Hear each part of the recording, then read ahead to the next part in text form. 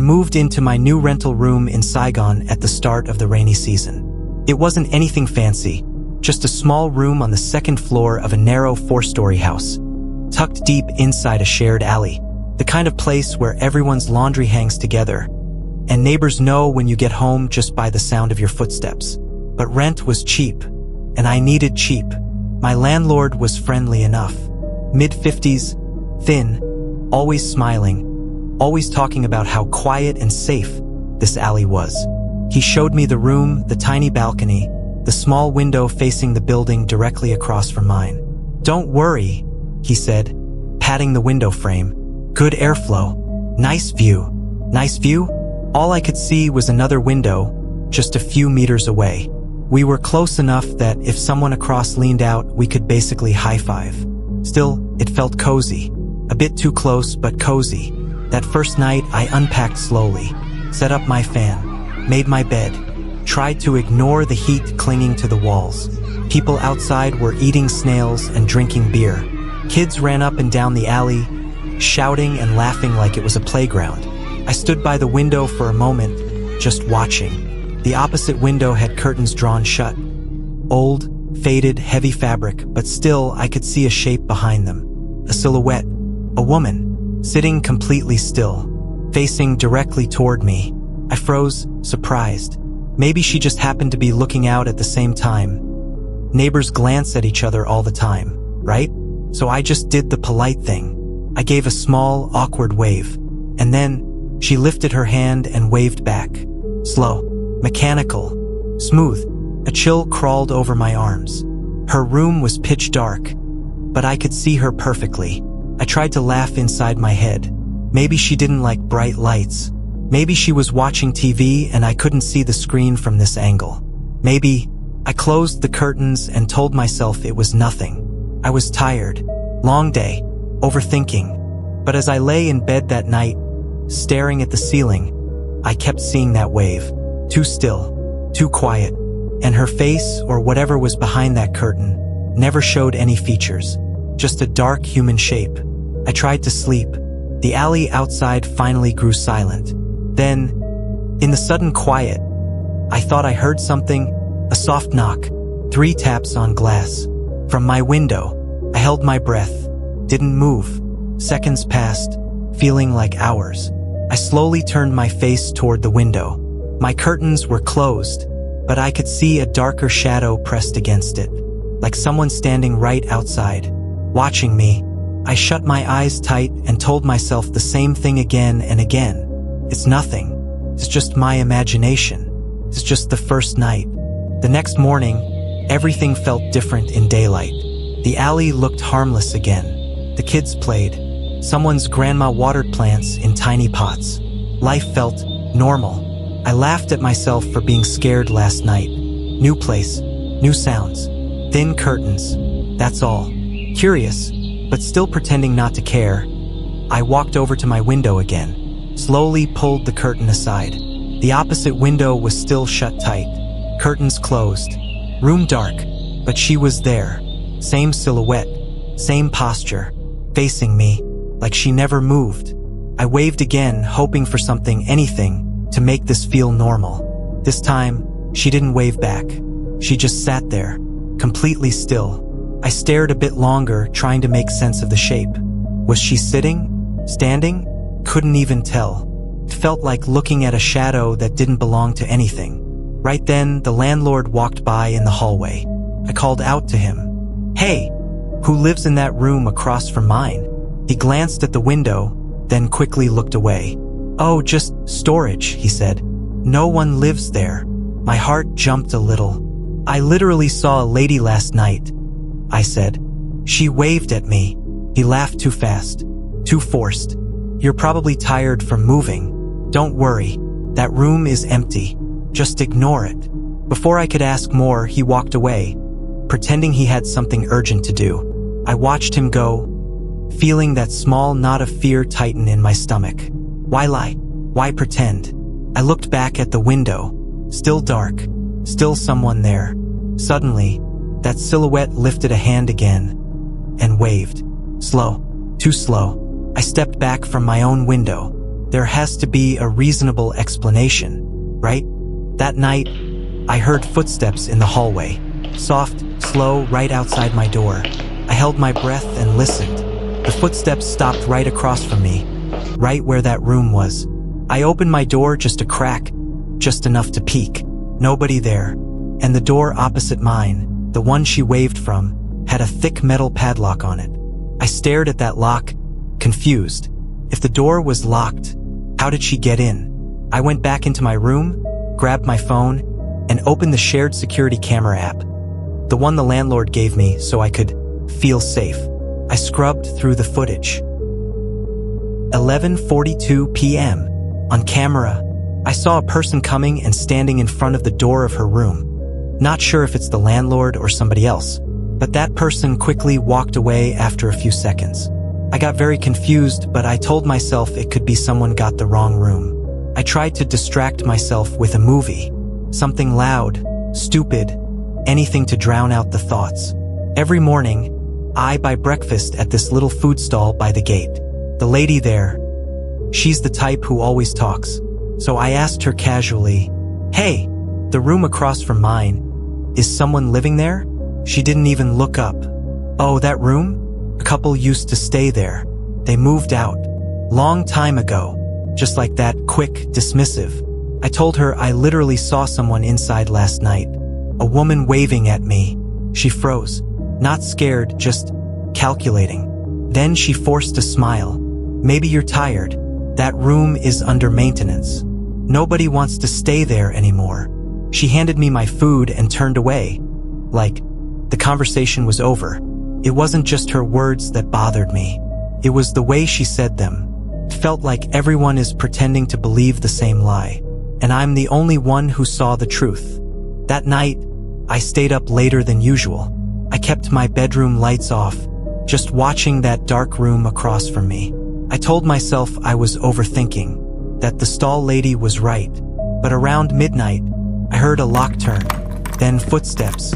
The kind of footsteps that say, someone angry just came home. The curtain opposite shifted. A tall shadow moved inside.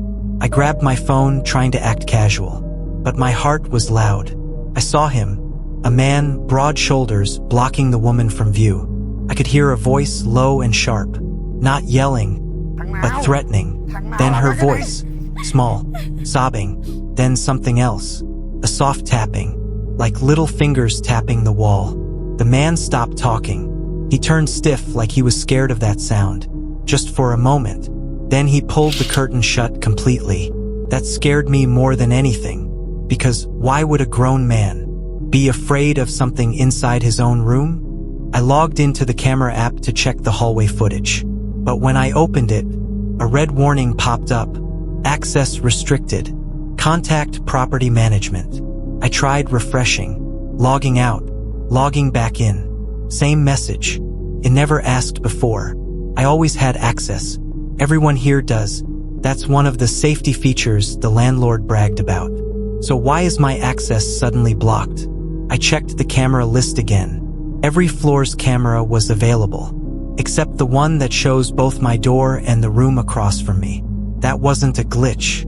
Someone manually removed my permission, like they knew I was watching, and like they wanted me blind. Then, there was a knock on my door. It really scared me. I almost dropped my phone. Who would knock on my door this late? I tried to stay as silent as possible, pretending I'm already asleep. But another knock. This time it was harder and harder. I really wished I could have that camera app access now to check who that was. But I couldn't. The knocking didn't seem to stop. I had to force myself to get up. As soon as I opened the door a little, someone pushed it hard and the door was wide open. It was the landlord.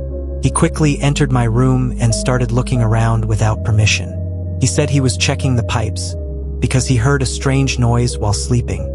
But his eyes kept scanning my room and the window across. I told him it wasn't from my room. Then I asked, "Someone is staying in the room across from me, right?" He blinked slow, like he was picking his words carefully. "That room is empty," he said. "You should get more sleep, okay? Some people here imagine things." He laid his hand on my shoulder. Firm, heavy. Don't worry about that room." His voice dropped lower. "Tenants who mind their own business stay longer." Then he left, just like that, a warning disguised as advice. I tried to sleep. I really did, but something woke me around 3 a.m. That cold, nervous feeling, like someone is watching you. I looked out my window. She was there, right up against the glass inside her room. Hands on the window, a finger pointed directly at mine, and behind her, a darker shape, that man, standing completely still, eyes locked onto me, like he knew I was awake, like he was daring me to move. My phone buzzed suddenly. I jumped. Unknown number. One message. "Stop watching." I dropped the phone, quickly pulled my curtain shut. I didn't even plan it. I grabbed my backpack, shoved in a toothbrush and a couple shirts, and I just left. I told myself I wasn't running away from anything. I just needed a night to reset my brain. A break from weird shadows and sealed rooms and creepy landlords, right? I went straight to my friend's apartment. He lives maybe 20 minutes away. Totally normal neighborhood. Bright streets, people laughing. Nothing like my dark alley with the silent waving window. The moment I stepped inside, felt like I could finally breathe again. My friend looked at me, confused. "Dude, why do you look like you just escaped a hostage situation?" And I tried to laugh, but it came out shaky. I told him everything. The woman waving every night, the sealed door, the landlord acting like I was imagining things, the camera access suddenly blocked. He listened way too seriously, and when I finished, he didn't joke around like I expected. "Okay, that's messed up. We're looking this up. Right now." I pretended I was fine, like this was just some weird coincidence.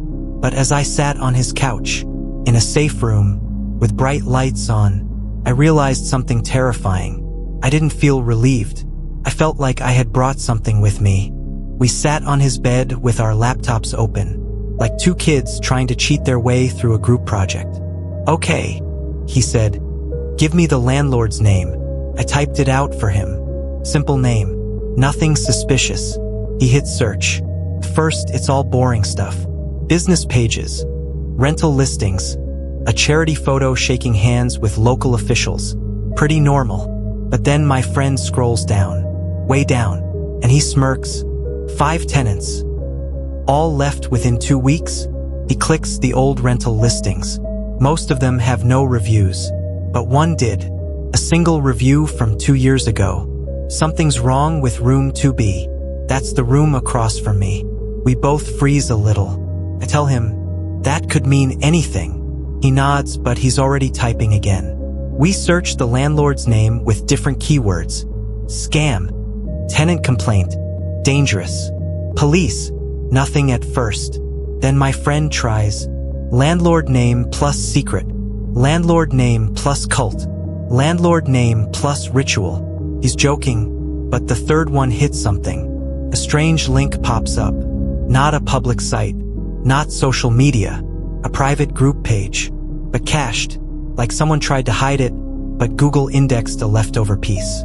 The title, Prosperity Circle, Our Blessed Hosts. My friend looks at me. Hosts. He clicks the preview. Most of the pictures are gone.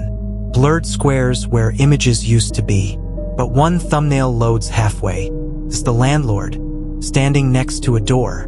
My building's hallway. And next to him, a man with his arm around a woman. Her face is blurred, but her silhouette looks very familiar. The woman from across my window. I swallow hard. My friend whispers, "Dude, I think your landlord is into some dark stuff." There were phrases on that cached page, some still visible between broken image links.